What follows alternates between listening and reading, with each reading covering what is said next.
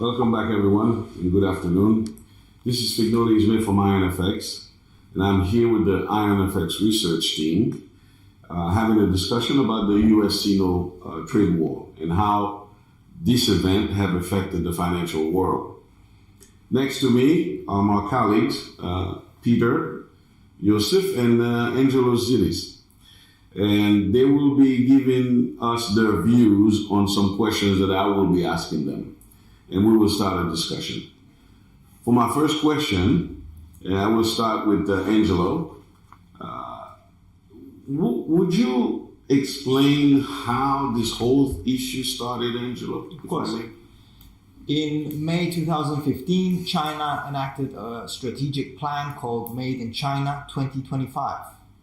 Now, this plan basically dismisses cheap, low-value products and sets the blueprint for better, innovative products, better technology, more valuable products. Okay. Now, the U.S. With Donald Trump as head has opposed this strategic plan. They're saying that these certain policies of Beijing have been disadvantaging U.S. companies because of some policies they need to deal with in order to enter the Chinese market. Mm-hmm. And so they have brought tariffs in the game, and they're trying to balance things a little bit more now. Okay, so this is what all these discussions and negotiations about. Okay, thank you very much. For my second question, my eloquent Peter here next to me, what are the most recent development on the matter have you seen so far? Well, the second round of negotiations ended last week, and they were characterized by US President Trump as very productive. Comments, though, by the US negotiating team implied that that's still a long way to go. We could say that the talks are picking up pace as the 1st of March deadline for further US tariffs on Chinese imports is looming over the negotiations. And I would dare to say that we could see the US reconsidering under certain circumstances the possibility of providing an extension for that deadline of around 60 days mostly. Mm-hmm. Now, the downside differences between the two sides on key issues are still there, especially intellectual property, the structure between the US Sino trade relationship, and a number of other issues. And any possible escalation could still threaten I would dare to say, imposing new tariffs from the US and the Chinese responding in kind. Now, for the time being, we're concentrating on the third round, which is about to start tomorrow. And we could have considerable developments there, as Chinese Vice President Liu He is about to meet the US Trade Representative Robert Lighthizer, as well as US Treasury Secretary Steve Mnuchin. Okay, well said. Angelo, would you explain to us how this whole issue started, this friendly conversation they are having with each other behind closed doors? How this whole thing started? Now, in May 2015, the plan called Made in China. All right. Now, some of the dangers that we're facing as to what the conflict, the US Sino conflict can bring is, first of all, we've seen some consequences on the IMF's projected global economic growth. It was initially forecasted to 3.9%. It's dropped to 3.7%. That's the first. Second thing, international and domestic supply chains have been broken and could escalate to even further damage. Then, putting up trade barriers for products is making products more expensive and it's harder for people to choose between a variety of products.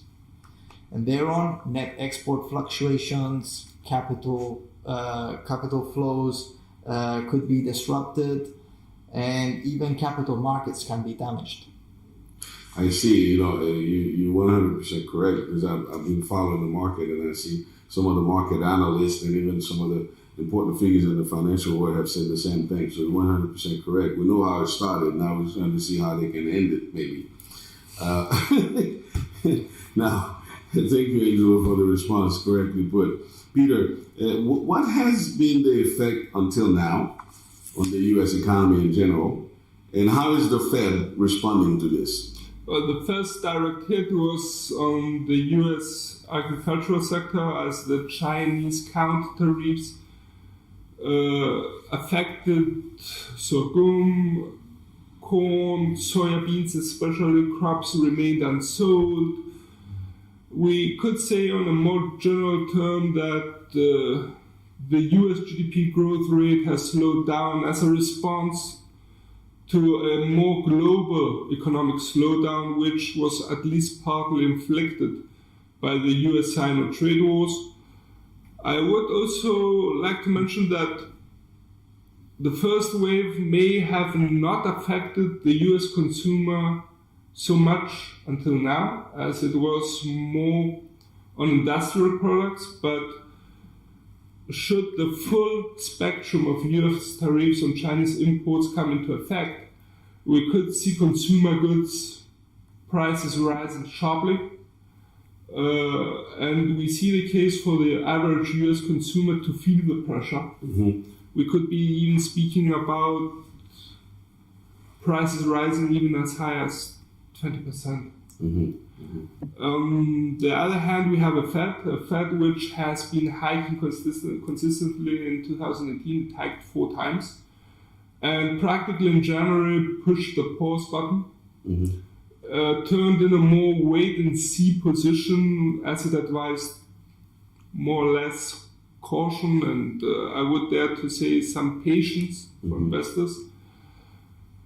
So it would be interesting also to note that the Fed's chair, Jerome Powell, had directly acknowledged that growing risks in the global economy, such as the Chinese slowdown and Europe's growth slowdown as well, more or less indirectly were affected by the US Sino Trade War. I see. And Angelo, does this has any effect at all on the Chinese economy, you think? Chinese economy unemployment rate has increased by 0.1% from 4.8 to 4.9.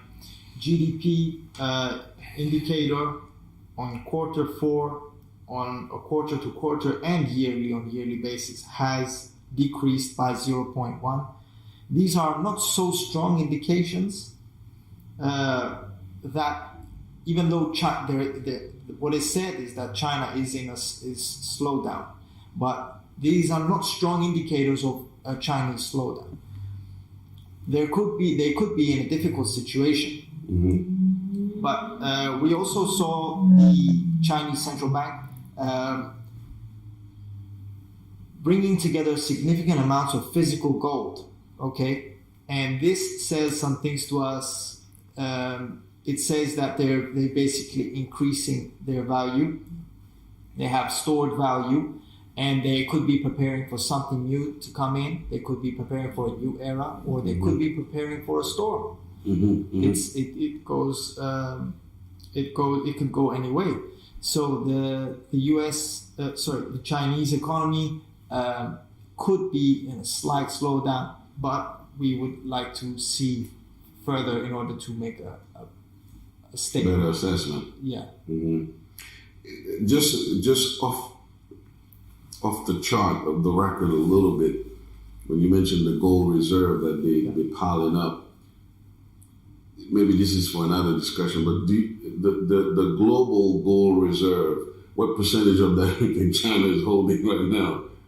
It's they've been, I think, along with Turkey and Russia, which also have problems with the US, Yes. They have also a significant amount, and they've increased it in the last years, which indicates they could be worried about something, or they're trying to build something. I see. Okay, perfectly said. But U.S. still holding the highest gold reserve, isn't it? Possibly. Probably. I'm not sure about that. I don't want to say it because I'm not exactly sure. No, it's okay. So probably for another discussion anyway. Now that being said, Peter, do the trade wars directly affect other parts of world or specific countries' economy? The first victims practically of the trade war, besides the US and China, will be Australia and New Zealand, which export this substantial amount of raw materials to the Chinese economy in order for it to be able to produce goods. On the second level, we could mention Japan and South Korea, which are exporting ready-made goods to China. And from there on, we could say that the whole issue has been felt globally, substantially overall. Okay. All right. Fair enough. China and U.S. catches a cold, everybody start getting sick, right? What are the different? Sorry, I'm a little bit ahead of myself here. Angelo, let's take the matter a little bit further, okay? What is the influence on stocks and businesses, and what are the reaction of the companies that are deeply involved in China affecting right now? What's going on with that? Yeah, that's a very interesting subject. I would like to start first with Apple. Apple Inc. has factories in China. They have a huge fan base in China and the US. They have publicly come out and they've said that they would like the tariffs to the US. They've asked for the tariffs to be on a little, keep it on the low with it, because they know that their products will be affected. And they don't want to lose their fan base. They have a huge part of the market with their phones. Right. And so Apple is a great company. So for Apple to come out, there should be a reason. Yes. From there on, another great company is Coca-Cola CEO. James Quincy has said that they have faced increased costs on steel and aluminum. From there on, we see Ford that announced that it will not bring one of its models in the US. It's made in China. They will not be bringing it to the US. So basically, some consumers that would have taken that car do not have the choice anymore. Yes. And BMW CEO has also said that it's bad for the economy, it's bad for everyone, for the employees, for the employers.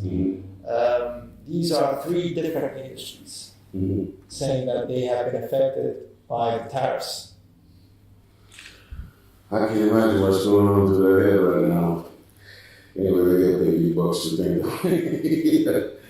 Peter, what are the different scenarios that may or may not occur, and how does the market react in each particular case, do you think? The first possible scenario would be for the two sides not to reach a deal.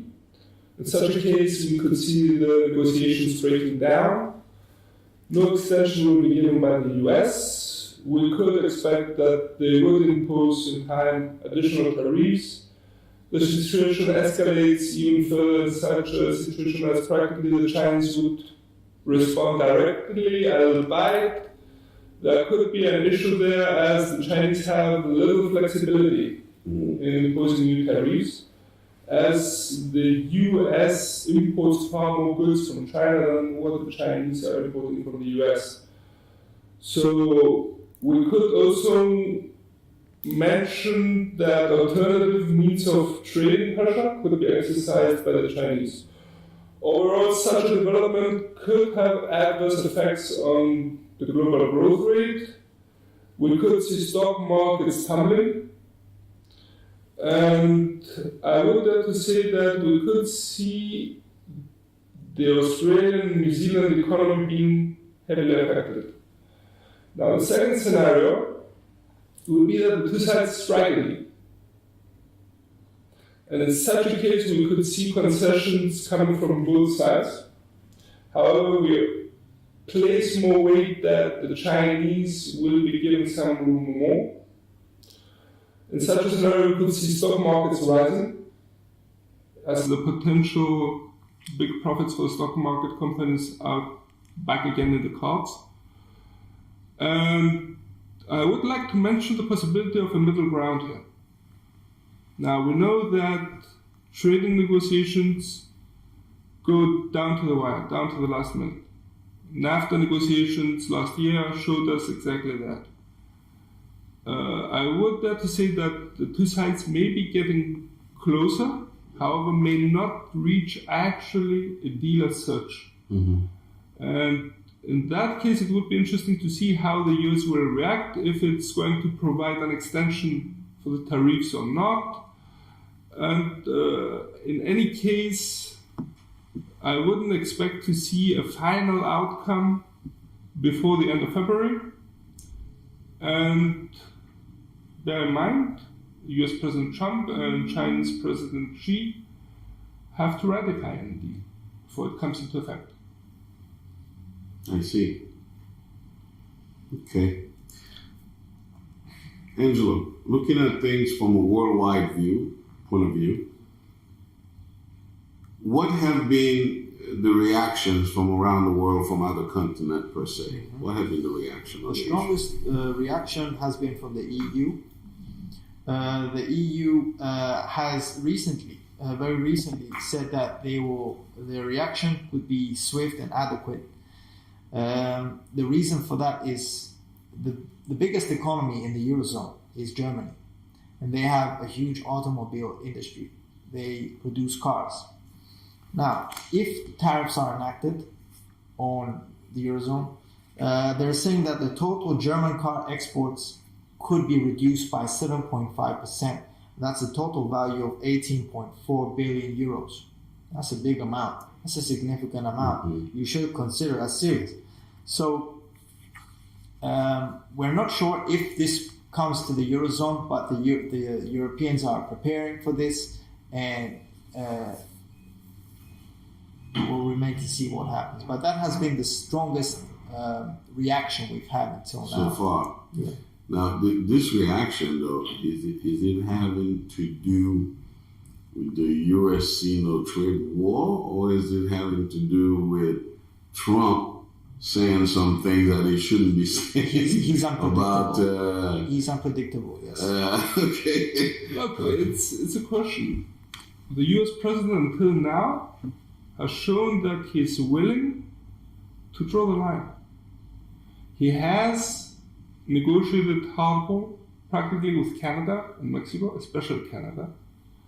He's negotiating hard with the Chinese right now, and I wouldn't be surprised to see him negotiating hard with the Europeans in the future as well.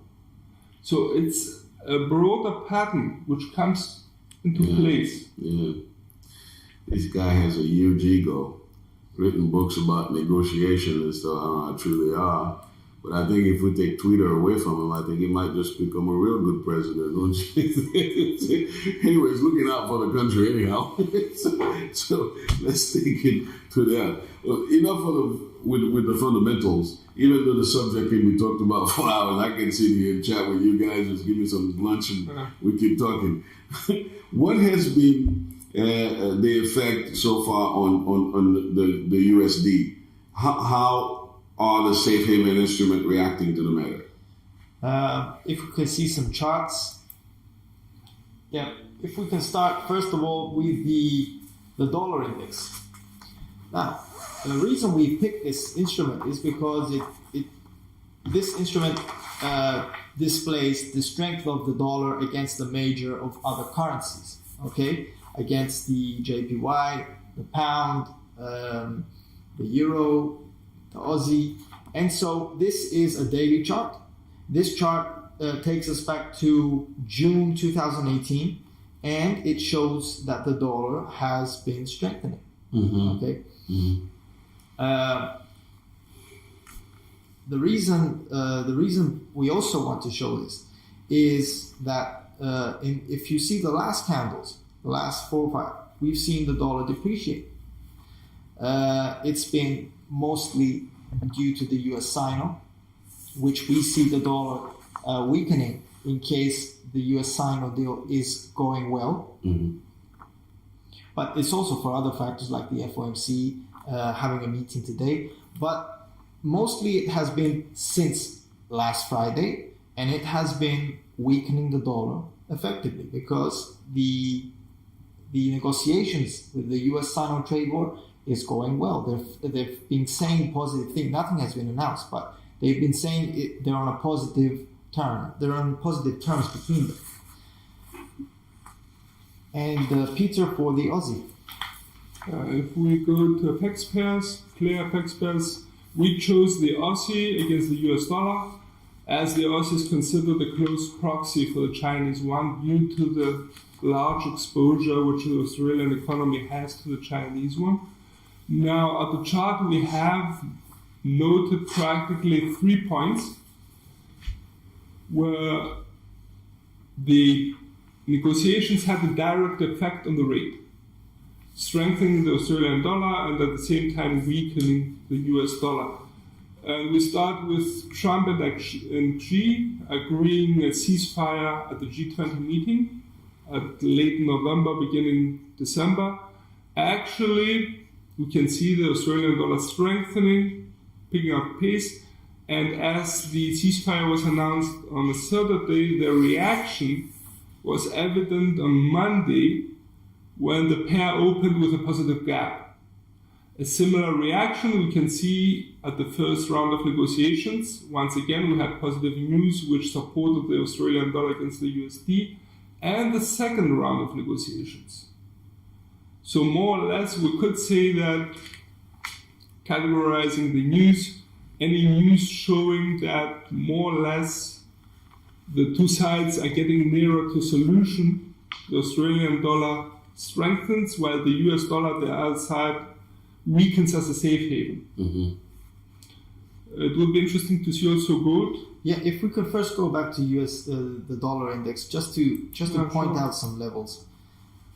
All right, the dollar index has been moving towards the 96.4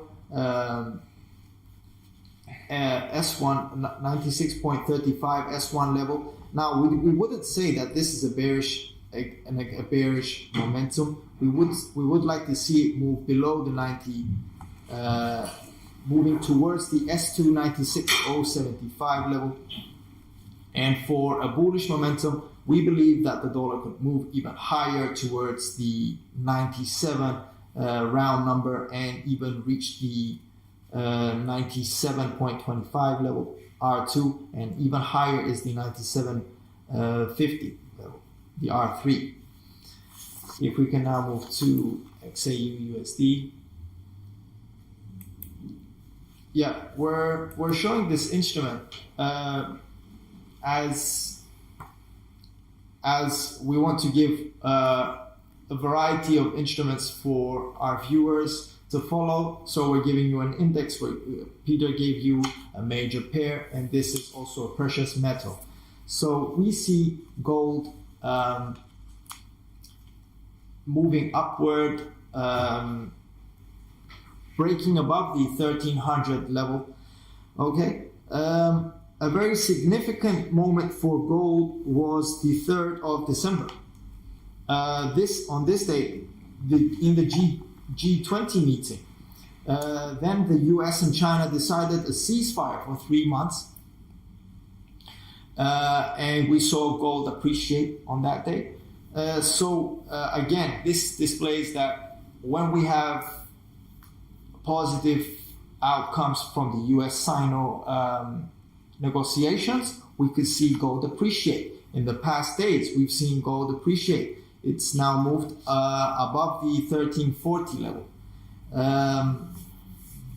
But a correction could be around the corner. Yeah. Yes. We could also add that gold, because gold is denominated in US dollars, moves in a similar pattern as the Australian dollar. It's the mechanics behind the pairs. And as the US dollar weakens as a safe haven, gold's price increases.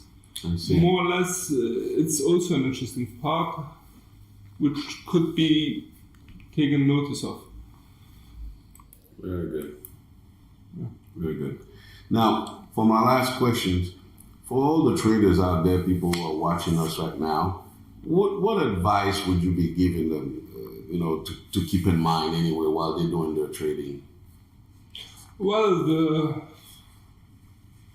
first of all, a trader which wants to trade on the US Sino should have a firm grasp on the fundamentals of the issue, understand exactly how each headline could move the market in which direction, have a clear idea of what his entry points are in the market, what his exit points are, keep calm, don't let fear or greed, emotions carry them away. I think the issue provides substantial opportunities for a good profit to be booked by the individual trader, especially as it still has a substantial amount of time and work ahead of it, and could provide such chances either short or long. Yes, that's what I was going to mention, short or long. It's a lot of volatility in the market. Yeah. If they keep the emotion out of it, like you said, chances are better than good. They can close in on some profit. I would like to add to Peter's and just say that if you have an entry point that you believe that it's accurate, you should be disciplined and keep your entry point and also keep your exit point. That's a more strategic plan, and we'll be seeing a lot of this in our next webinar. Yes, absolutely. For now, before we close, we'd like to take a few questions from the attendees, whoever's watching out there. We'll take about 10 questions. You can go to the live chat and ask the question, and we'll answer you right here live. So we'll wait for the first questions.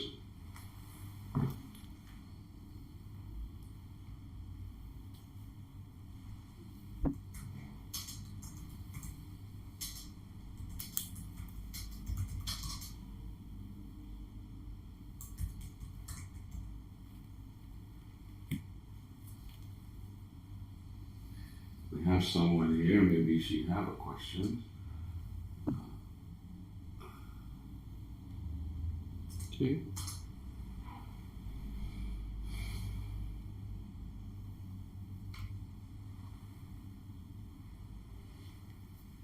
In the meantime, as we said, while we wait for some questions, IronFX has been one of the great innovators of this industry, as you know. Well respected in the market. We decided to do these webinars specifically to assist our traders to have some solid trading without emotion, as you said. So, as my colleague Angelo stated earlier, we will be doing this consistently in order to give you more information as we go along. It doesn't seem like we have any questions live, so therefore, it would be very interesting to see how the whole situation evolved between the US and China trade issue. We will be providing you in-depth analysis to boost your trading, your solid trading. And we will also be asking you to, you can follow us on Twitter, you can like us on Facebook, or subscribe to our YouTube channel, or circle us on Google.